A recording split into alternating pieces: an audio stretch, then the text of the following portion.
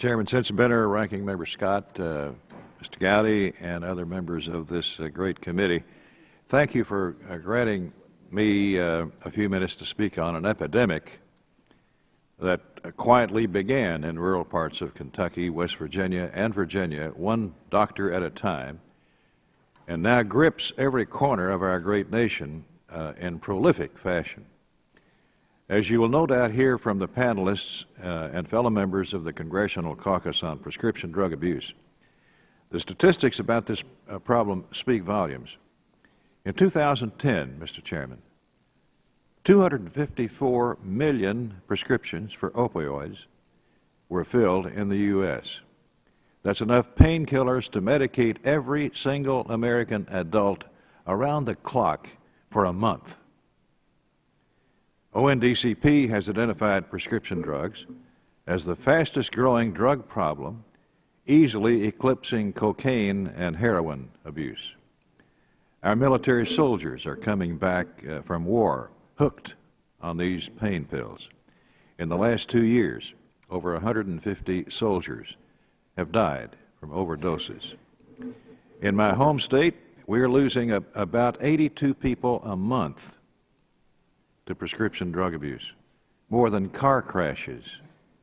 Our medicine cabinets are more dangerous than our cars.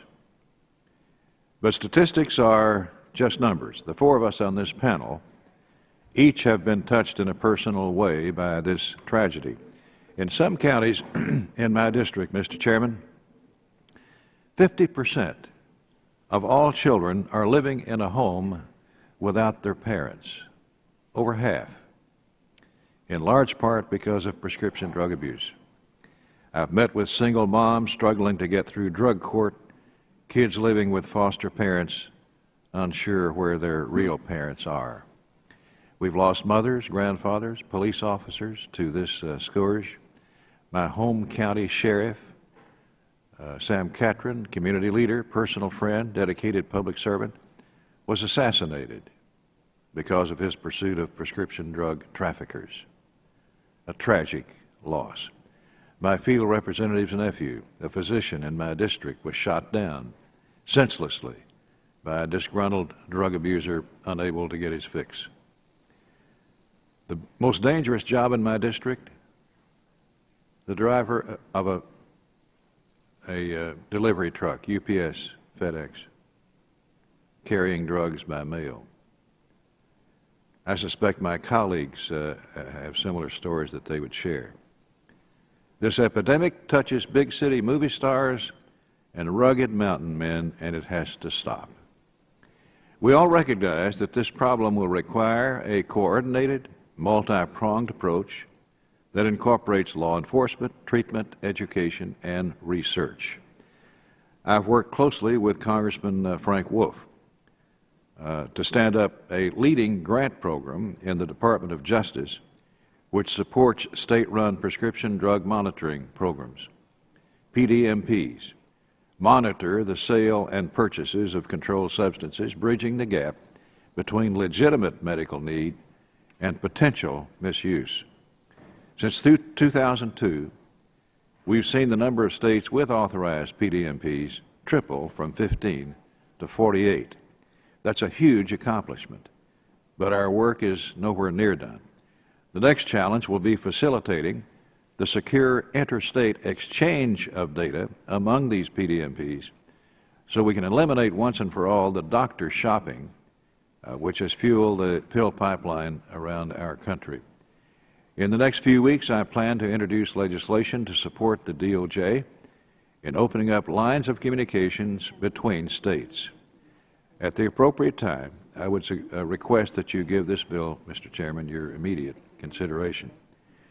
I also helped establish an organization in my congressional district called Operation Unite, standing for unlawful narcotics, investigations, treatment, education.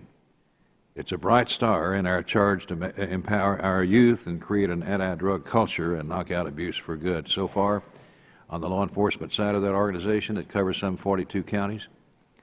Those undercover agents, some 30 of them, have sent to the prison around 4,000 pushers in just my district. Unite, with its focus on investigations, treatment, and education, is a fantastic model, ripe for replication around the country. Operation Unite is the lead sponsor for the National RX Drug Summit later this spring in Florida. Collectively, Ms. Bono Mack, Mr. Ray Hall, Mr. Lynch, and others have introduced a number of bills focused on law enforcement, prescriber education, and research that would help to curb the rising tide of abuse. Many of them have been referred to this subcommittee.